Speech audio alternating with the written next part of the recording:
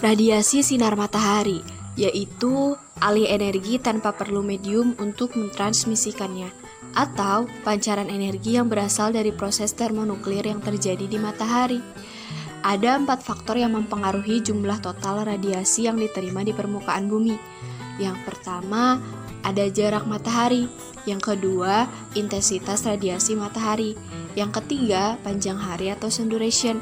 Dan yang keempat adalah pengaruh atmosfer. Lama penyinaran dan sudut datang matahari.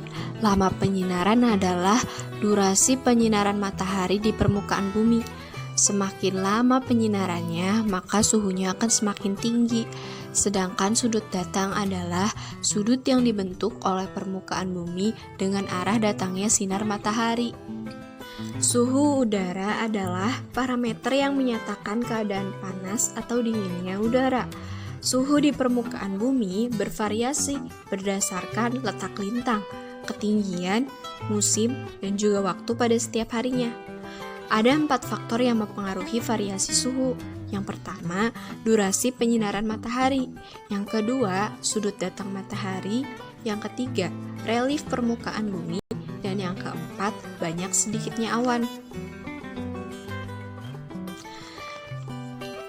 Kelembaban udara adalah banyaknya uap air yang terkandung dalam massa udara pada saat dan tempat tertentu.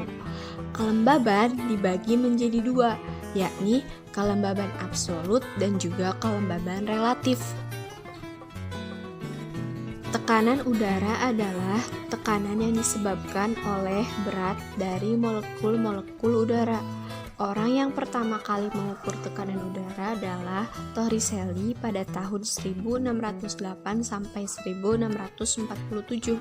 Tekanan dibagi menjadi 3, yakni yang pertama tekanan udara tinggi, yang kedua tekanan udara rendah, dan yang ketiga tekanan di permukaan laut.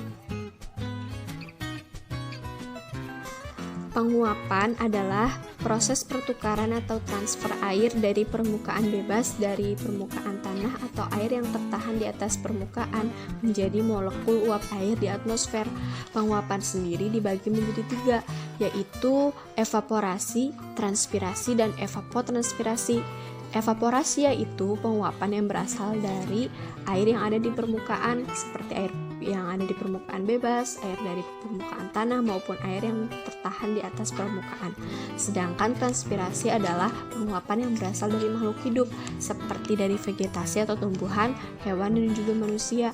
Sedangkan evapotranspirasi adalah penguapan yang berasal dari keduanya. Penutupan awan. Awan sendiri adalah titik-titik air yang melayang-layang di udara. Kenapa sih awan berpengaruh dalam cuaca? Yang pertama, karena banyaknya awan mempengaruhi radiasi matahari. Yang kedua, awan dapat menimbulkan gejala cuaca berupa presipitasi. Kecepatan dan arah angin. Angin adalah gerakan udara yang sejajar dengan permukaan bumi, atau dapat diartikan juga sebagai udara yang bergerak dari daerah yang bertekanan tinggi ke daerah yang bertekanan rendah. Ada 4 faktor yang mempengaruhi kecepatan angin. Yang pertama, perbedaan tekanan udara. Yang kedua, relief permukaan bumi. Yang ketiga, ada tidaknya tumbuhan atau vegetasi. Dan yang keempat, tinggi permukaan tanah. Presipitasi, yaitu berbagai macam air yang jatuh dari langit sebagai bagian dari cuaca. Presipitasi dibagi menjadi 3, yaitu hujan, embun, dan juga salju. Curah hujan adalah jumlah air yang turun pada suatu daerah dalam waktu tertentu.